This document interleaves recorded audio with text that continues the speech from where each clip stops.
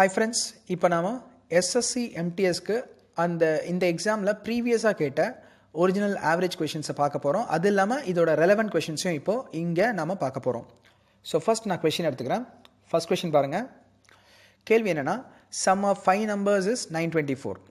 ரெண்டு நம்பரோட, அதாவது 5 numbers வந்து சம் ஆஃப் 5 numbers வந்து 924. அதாவது என்னென்னா a plus b plus c plus d plus e, இந்த மாதிரி 5 நம்பரோட டோட்டல் தான் எவ்வளோன்னு கொடுத்துருக்காங்க, 924. அப்புறம் average of the first 2 numbers is 201. First 2 நம்பர்ஸ்னால் a ப்ளஸ் b தான். அப்போது a ப்ளஸ் b இதோட ஆவரேஜ் எவ்வளோன்னு கொடுத்துருக்காங்க, 201ன்னு கொடுத்துருக்காங்க. அப்புறம் the average of last 2 number is 196. Last 2 நம்பர்னா இது ரெண்டு தான் லாஸ்ட் 2 numbers. அப்போது d plus e இதோட ஆவரேஜ்ன்றதுனால d plus e by 2, இதோட ஆவரேஜ் எவ்வளோன்னு கொடுத்துருக்காங்க, எனக்கு 196ன்னு கொடுத்துருக்காங்க. அப்போனா எனக்கு பாருங்கள், a plus b அப்படின்னு சொல்லும்போது 201 into 2. அப்போ a plus b இந்த இடத்துல நான் என்ன எழுதணும், 201 into 2ன்னு எழுதணும். ப்ளஸ் c அப்படியே வரும், ஏன்னா c தான் தேர்ட் நம்பர், நான் அதை தான் கண்டுபிடிக்கணும். ப்ளஸ் d plus b ன்றது என்னது, இந்த 196 into 2, அதுதான் d plus e. அப்போ 196 into 2 which is equal to எனக்கு 924. சரிங்களா? இந்த இடத்துல பாருங்கள், இது ரெண்டும் மல்டிப்ளை பண்ணணும், இந்த நடுவில் c அப்படியே தனியாக இருக்குது. இப்போ என்னென்னா, இது ரெண்டுத்தையும் மல்டிப்ளை பண்ணும்போது லாஸ்ட் டிஜிட் மட்டும் பாருங்கள், ஏன்னா இங்கே இருக்க எல்லா ஆப்ஷனுமே லாஸ்ட் டிஜிட் வேறையாக இருக்குது. அதை வச்சு நம்ம சம் போட்டுடலாம். அப்போ 2 into 1னா இதோட லாஸ்ட் டிஜிட் 2, அப்புறம் இங்கே ப்ளஸ் c, அப்புறம் இங்கே ப்ளஸ்ஸு, இந்த 6 into 2னா 12, லாஸ்ட் டிஜிட் 2. அப்போ நான் என்ன பண்ணுறேன், வெறும் லாஸ்ட் டிஜிட் மட்டும் எடுத்துக்கேன். 2 + 2 4, 4 + c எனக்கு என்ன வரணும்னா ஆன்சரில் லாஸ்ட் டிஜிட் 4ன்னு வரணும். ஏன்னா இந்த 2 4 வந்துடுது, இது கூட c. அப்போது இந்த சியில் வர லாஸ்ட் டிஜிட் எதுவாக இருக்கோ அதையும் ஆட் பண்ண பிறகு எனக்கு வரக்கூடிய லாஸ்ட் டிஜிட் 4ஆக இருக்கணும். அப்போ ஆப்ஷன் பிரகாரம் பார்த்தீங்கன்னா இங்கே எனக்கு இது ரெண்டுத்தோட இந்த நம்பரோட லாஸ்ட் டிஜிட் 2 and 2 வந்து 4ன்னு வந்துடுச்சு. அப்போ சின்றதோட லாஸ்ட் டிஜிட்னு வரும்போது இது ஆப்ஷனில் இருக்கிறது. அப்போ பாருங்கள், ஃபஸ்ட் ஆப்ஷனை பொறுத்த வரைக்கும் லாஸ்ட் டிஜிட் 3. அப்போது இந்த 2 + 2 4, 4 + 3னா 7, ஆனால் லாஸ்ட் டிஜிட் இங்கே 4 இருக்குது. அப்போ இந்த 3 ஆன்சராக வர முடியாது. அடுத்ததாக பாருங்கள், எனக்கு 0 இருக்குது. 0 + 2 + 2னா எனக்கு 4 தான் வர முடியும். அப்போ லாஸ்ட் டிஜிட் இங்கே 4 வருது. அப்போ எனக்கு இதுதான் ஆன்சராக வர முடியும். கண்டிப்பாக இந்த 122வும் வர முடியாது.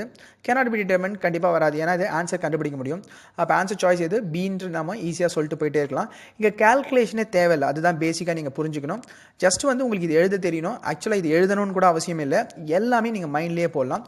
பாருங்கள், இப்போ எனக்கு இந்த 4 வரணும் லாஸ்ட் டிஜிட்டாக. அப்போ இதோட மல்டிப்ளிகேஷன் வந்து லாஸ்ட் டிஜிட் 2, இதோட மல்டிப்ளிகேஷன் லாஸ்ட் டிஜிட் 2. அப்போ 2 + 2னா 4 வந்துடுது. அப்போ இங்கேயும் 4 வந்துடுது. அப்போ டெஃபினட்டாக எது கூட ஆட் பண்ணால் தான் எனக்கு சி கிடைக்கணும்னா கண்டிப்பாக சியோட மதிப்பு 0 தான் இருந்தாகணும். அப்போ ஒரு ஆப்ஷன் தான் 0ன்னு கடைசியில் முடியுது. அப்போ இதுதான் ஆன்சருன்ட்டு இந்த கேல்குலேஷன்லாம் போடாமே நம்ம பார்த்த உடனே சொல்லிட்டு போயிட்டே இருக்கலாம். சரி, இப்போ அடுத்த சம் பார்ப்போம். பாருங்கள், the average marks in science subject of a class of 20 students is 68. மொத்தம் 20 ஸ்டூடெண்ட்டு, அவங்களோட ஆவரேஜ் வந்து 68ன்னு சொல்லியிருக்காங்க. if the marks of 2 students were misread as 48 and 65, of the actual marks 72 and 61 respectively, then what would be the correct average? அதாவது என்ன சொல்கிறாங்க, 72 மார்க்குன்னு enter பண்ணுறதுக்கு பதிலாக அவங்க 48ன்னு என்டர் பண்ணிட்டாங்க. அப்போ எவ்வளோ தப்பாக என்டர் பண்ணியிருக்காங்கன்னு பார்க்கும்போது 24. அதே மாதிரி 61 மார்க் தான் எடுத்திருக்கிறது, ஆனால் அவங்க என்டர் பண்ணது 65. அப்போ நான் எக்ஸ்ட்ராவாக எவ்வளோ அவங்க என்டர் பண்ணிட்டாங்கன்னா 4. அப்போ ஓவராலாக பார்த்தீங்கன்னா ஒருத்தருக்கு எக்ஸ்ட்ரா, அதாவது ஒருத்தருக்கு கம்மியாக மார்க் என்டர் பண்ணிட்டாங்க, ஒருத்தருக்கு அதிகமாக மார்க் என்டர் பண்ணிட்டாங்க. ஸோ கம்மியாக மார்க் என்டர் பண்ணதை நம்ம ஆட் பண்ணணும், அதிகமாக எடுத்ததை சப்ட்ராக்ட் பண்ணணும். அப்போ மொத்தத்தில் பார்த்தீங்கன்னா எக்ஸ்ட்ராவாக வர வேண்டிய மார்க்கு 20, ஏன்னா 24 - 4 என்ன வரும், எனக்கு 20. அப்போ எக்ஸ்ட்ராவாக வர வேண்டிய மார்க் 20. ஆக்சுவலாக எனக்கு ஆல்ரெடி ஆவரேஜ் 68 இருக்குது. இப்போ இருக்கிற ஸ்டூடெண்ட்ஸ் எத்தனை பேர், 20 பேர். இந்த 20 பேருக்கும் தான் எக்ஸ்ட்ராவாக வர வேண்டிய 20 மார்க்கை நம்ம பிரித்து கொடுக்கணும். அப்போ 20 பேருக்கும் பிரித்து கொடுத்தா ஒரு மார்க் தான் பிரித்து கொடுக்க முடியும். அப்போனா ஒரு மார்க்னா அப்போ ஒரு மார்க் ஆவரேஜ் இன்க்ரீஸ் ஆகும். ஆல்ரெடி எனக்கு 68 ஆவரேஜாக இருக்கிறது. அப்போ 1 எனக்கு ஆட் ஆச்சுன்னா என்ன ஆகும், எனக்கு 69ன்றது ஆவரேஜ் வந்துடும். அப்போ எனக்கு ஆப்ஷன் எது, பீன்றதை நம்ம சொல்லிட்டு போயிட்டே இருக்கலாம். இதை நீங்கள் நார்மலாகவும் போடலாம். அதை நார்மலாக போடும்போது தேவையில்லாமல் டைம் வேஸ்ட் ஆகும், அது தேவை ஆக்சுவலாக கிடையாது. ஸோ இது பேசிக்லி பார்த்தீங்கன்னா இந்த பேசிக் கான்செப்ட் தான், வேறு ஒன்றுமே இல்லை. ஸோ உங்களுக்கு வந்து பார்த்தீங்கன்னா, ஏன்னா 20 மார்க் தான் வருது, 20 மார்க்கை வந்து 20 பேருக்கு பிரித்து கொடுத்தா ஒரு மார்க் தான் ஒருவருக்கு பிரித்து கொடுக்க முடியும். அப்போ ஒருத்தருக்கும் எக்ஸ்ட்ராவாக 20 மார்க், 1 மார்க் கிடைக்குது. அப்போ 68 + 1 69ன்னு கிடைக்கும். அவ்வளோதான், வேறு ஒன்றுமே இல்லை. ஸோ இந்த இடம் மட்டும் கரெக்டாக புரிஞ்சுங்க. ஏன்னா அவங்க எடுத்த மார்க் 72, ஆனால் போட்ட மார்க் 48. அப்போ கம்மியாக போட்டிருக்காங்க. இங்கே எடுத்த மார்க் 61, போட்ட மார்க் 65. அப்போ அதிகமாக போட்டிருக்காங்க.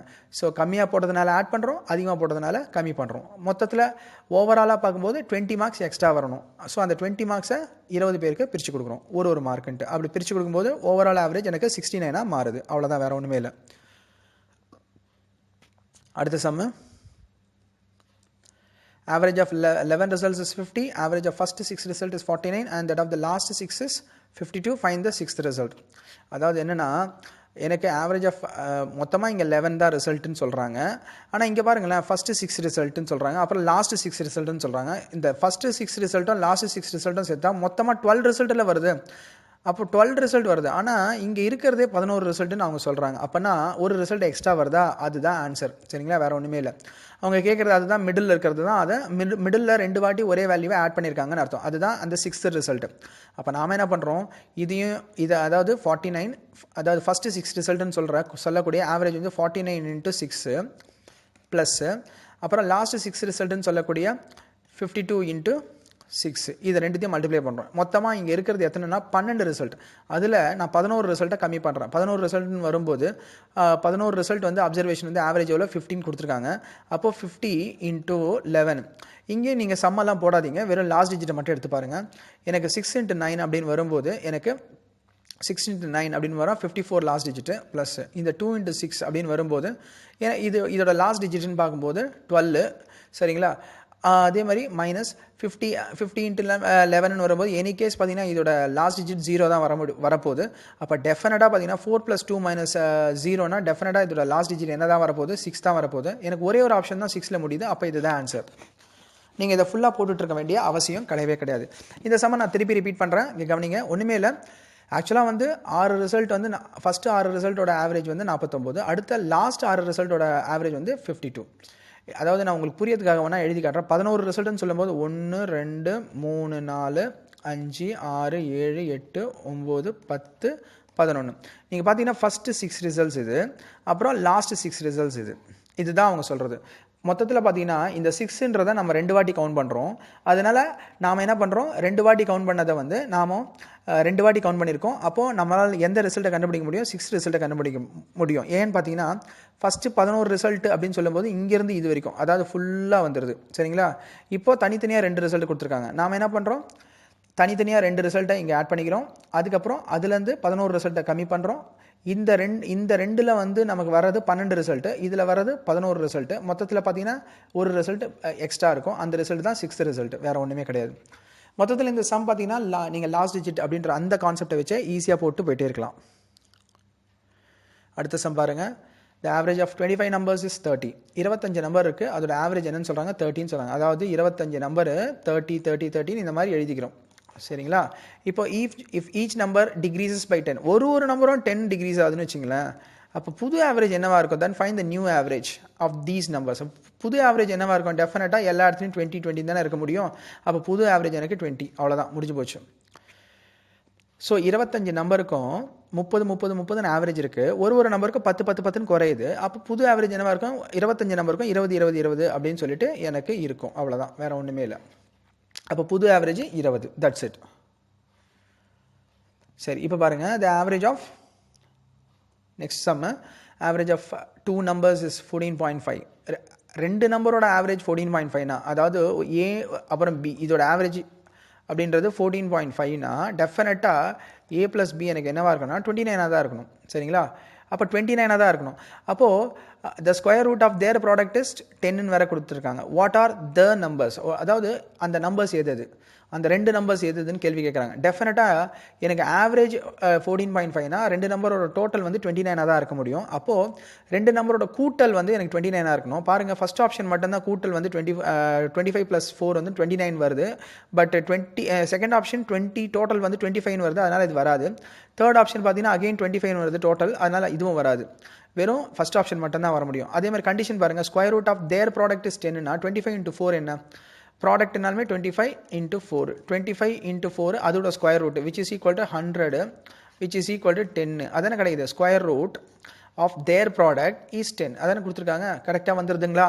ஸோ இந்த சம்ம நீங்கள் போடணும்னு அவசியமே இல்லை. ஜஸ்ட் பார்த்த உடனே இந்த ஒரு கண்டிஷனை வச்சே நீங்கள் ஃபஸ்ட் ஆப்ஷன்ன்றதை தாராளமாக ரொம்ப ஈஸியாக ஃபாஸ்ட்டாக சொல்லிட்டு போயிட்டே இருக்கலாம். இப்போ அடுத்த சம்.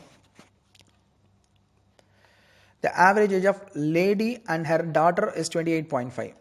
அதாவது லேடி அண்ட் ஹர் டாட்டர் அப்படின்னு வரும்போது 2 பேர். அப்போ 2 பேரோட ஆவரேஜ் 28.5னா அப்போ ஒருத்தரோட 2 பேருக்கு சேர்த்து எவ்வளோ இருக்குன்னு பார்த்தா 28.5 into 2 அப்படி போட்டிங்கன்னா உங்களுக்கு கிடைக்க போகிற டோட்டல் வந்து 57. அப்போ லேடி ப்ளஸ் ஹர் டாட்டர் 2 பேருக்கும் சேர்த்து எவ்வளோ வருது எனக்கு 57.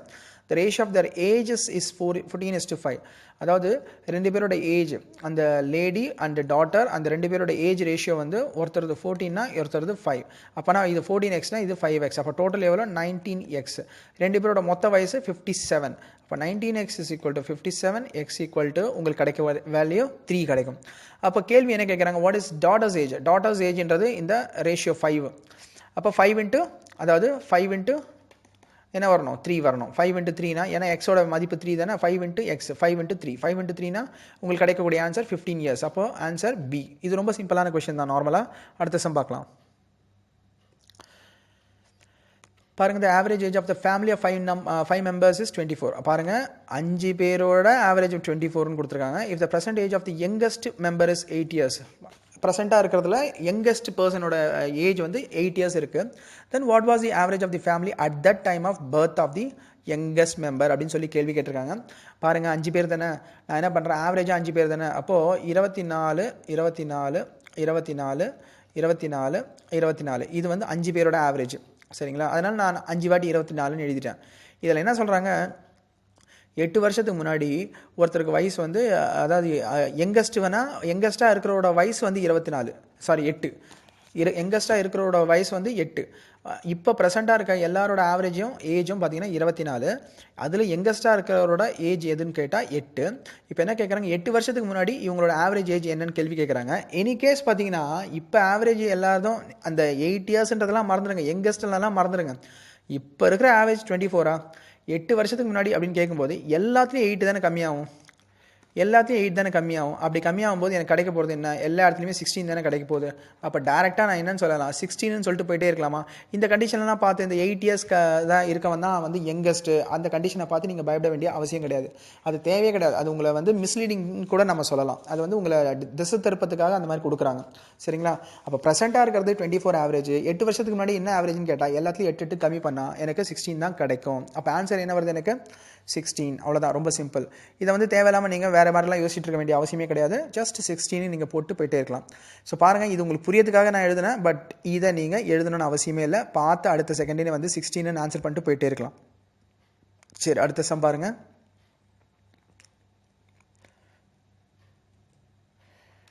The average of 30 observation is 45. 30 observation வந்து ஆவரேஜ் என்னன்னு கொடுத்துருக்காங்க 45. அதாவது 45 அப்படின்னு எத்தனை அப்சர்வேஷன் இருக்குது, 30 அப்சர்வேஷன் இருக்குது. இதில் if 3 new observation 42, 44 and 48 be added, இது கூட என்ன பண்ணுறோம், மூணு அப்சர்வேஷனை ஆட் பண்ணுறோம். அதாவது 42 அப்புறம் ப்ளஸ் 44 ப்ளஸ் 48 என்ற 3 அப்சர்வேஷனை ஆட் பண்ணுறோம். இப்போ என்னென்னா இந்த ஆட் பண்ணக்கூடிய இந்த அப்சர்வேஷனோட டோட்டல் இதோட ஆவரேஜ்னு பார்த்தா 49க்கு 44 பாயிண்ட் சம்திங் வரும். சரிங்களா, சரி இங்கே பாருங்கள் 42, 44, 48 இது மூணுத்தையும் நீங்கள் ஆட் பண்ணிங்க. 40 + 40 + 40 3 வாட்டி 40ன்றது 120. அப்புறம் 2 + 8 10 10 14 அப்போ 134. உள்ளே வரக்கூடிய மூணு வேல்யூஸோட டோட்டல் வந்து 134. சரிங்களா, இதை வந்து இங்கே இருக்கிற ஆவரேஜ், இங்கே இருக்கிற 45 அப்படின்ற ஆவரேஜோட ஆட் பண்ணிக்கிறோம். சரிங்களா, இப்போ இங்கே பேசிக்லி என்னென்னா நல்லா புரிஞ்சுக்குங்க, இந்த 134ன்றது டிவைட் பை 3 போட்டு பாருங்கள். சரிங்களா, இதோட டிவைட் பை 3 போட்டிங்கன்னா 13ல் எத்தனை வாட்டி 3 போகும்னா 4 டைம்ஸ். சரிங்களா, பேலன்ஸ் வந்து 1. அப்போ 14ல் எத்தனை வாட்டி போகும்னு பார்த்தா அகெயின் 4 டைம்ஸ். சரிங்களா, பேலன்ஸ் என்ன அகெயின் எனக்கு 2 கிடைக்கும். ஸோ பாருங்கள், இப்போ 44 பாயிண்ட் நான் இந்த 3 நம்பரை மட்டுமே ஆவரேஜ் எடுக்கிறேன், எல்லாமே நான் கால்குலேட் பண்ணலை. ஸோ 13ல் எத்தனை வாட்டி 4 வாட்டி போகும், பேலன்ஸ் எனக்கு வந்து 1. அகைன் 14ல் எத்தனை வாட்டி போகும், 4 வாட்டி போகும், பேலன்ஸ் எனக்கு 2. இப்போ இந்த இடத்துல வந்து 20னா எனக்கு 0.6ன்னு வந்துடுது. 44.6ன்றது 3 நம்பரோட ஆவரேஜ். சரியா, 30 நம்பரோட ஆவரேஜ் வந்து எனக்கு 45ன்னு இருக்குது. சரிங்களா, இப்போ எனக்கு கேள்வி என்னென்னா ஓவரால் ஆவரேஜ் என்னன்னு கேள்வி கேட்குறாங்க. சரிங்களா, அப்போ ஓவரால் ஆவரேஜ் அப்படின்னு வரும்போது இந்த ஓவரால் ஆவரேஜ் நீங்கள் கண்டுபிடிக்கிறீங்க என்ன பண்ணுவீங்க, ஜென்ரலாக பார்த்தீங்கன்னா இதை போடும்போது 30 × 45ன்னு போட்டுட்டு ப்ளஸ் 134ன்னு போட்டுட்டு டிவைட் பை 33 அப்படின்னு போட்டிங்கன்னா ஒரு ஆன்சர் கிடைக்கும். அதுதான் இங்கே இருக்க ஆப்ஷனில் வரக்கூடிய ஆன்சர். ஆனால் நீங்கள் ஒரு விஷயம் புரிஞ்சுக்கணும், இங்கே எல்லாமே ஆல்ரெடி பார்த்தீங்கன்னா 44.6ன்றது வெறும் 3 நம்பருக்கு தான் இருக்குது, சரிங்களா, ஆவரேஜாக. ஆனால் 30 நம்பருக்கு 45ன்ற நம்பர்ஸ் இருக்குது. அப்போ டெஃபினட்டாக பார்த்தீங்கன்னா மினிமம் ஆவரேஜாக 44.6ம் மேக்ஸிமம் ஆவரேஜாக 45ன்றது 30 நம்பருக்கும் இருக்கிறதுனால இந்த டெஃபினட்டாக ஆன்சரை பொறுத்த வரைக்கும் 44.6க்கும் 45க்கும் நடுவில் இருக்கிறது தான் ஆவரேஜாக இருக்க முடியும். அப்படி பார்த்தா எனக்கு 42.9 வராது, 40.1 வராது, 42.4 வராது, வெறும் 44.9 மட்டும்தான் வரும். அப்போ ஆன்சர் ஆப்ஷன் அதுதான். ஏன்னா ஆவரேஜ்னு நீங்கள் கண்டுபிடிக்கும் போது சின்ன நம்பரு பெரிய நம்பர் அது நடுவு அதுக்கு இன்பிட்வீன் தான் வரக்கூடியது ஆவரேஜ்னு சொல்லும்போது, அப்போ அந்த பேசிக் கான்செப்ட் நமக்கு புரிஞ்சுன்னா அதை வச்சு நம்ம இங்கே ஆன்சர் பண்ணிட்டு போயிட்டே இருக்கலாம். ஏன்னா இங்கே உள்ள புதுசாக வரக்கூடிய 3 நம்பர்ஸோட ஆவரேஜ் வந்து அப்ராக்சிமேட்டாக எனக்கு 44.6ன்னு கிடைக்குது, சரிங்களா. 30 நம்பரோட ஆவரேஜ் 45ன்னு இருக்குது. அப்போ எனி கேஸ் பார்த்தீங்கன்னா 30 நம்பரோட ஆவரேஜ் 45ன்னு இருக்கும்போது இதுதான் அதிகம். இது வரப்போகிற நம்பர் வந்து வெறும் 3 நம்பர் தான், அதோட ஆவரேஜ் 44.6. அப்போ நான் என்ன அர்த்தம்னா டெஃபினட்டாக 44.6க்கும் 45க்கும் நடுவில் தான் ஆவரேஜ் இருந்தே தீரணும். ஒரு நம்பர் மட்டும்தான் அந்த மாதிரி இருக்குது. அப்போ இதுதான் ஆன்சர். நீங்கள் இதை ஃபுல்லாக எக்ஸாக்டாக போடணுன்ற அவசியம் நிச்சயமாக கிடையவே கிடையாது. ஸோ பார்த்தீங்கன்னா எல்லா சம்மும் பார்த்தீங்கன்னா நமக்கு கால்குலேஷன் போடுற மாதிரி தோணும், தெரியும். பட் ஆல்டர்னேட்டாக யோசிச்சா ரொம்ப ரொம்ப ஈஸியாக நம்மளால் போட முடியும், சரிங்களா. இந்த சக்தி அகாடமி சேனலை தொடர்ந்து பாருங்கள். ஏன்னா உங்களுக்கு எஸ்எஸ்சி எம்டிஎஸ்க்கு தேவையான ஒரிஜினல் எக்ஸாமில் வந்த ஒரிஜினல் கொஷின்ஸ் எடுத்து ரொம்ப ஈஸியாக எப்படி நம்ம பார்த்த உடனே போடுறது அப்படின்றத நான் ரெகுலராக அப்டேட் பண்ணிகிட்ருக்கேன். ஸோ தொடர்ந்து பார்த்துட்ருங்க, சப்ஸ்கிரைப் பண்ணுங்கள், உங்கள் ஃப்ரெண்ட்ஸுக்கும் இதை ரெஃபர் பண்ணுங்கள். I will meet you in a next video. See you, bye bye.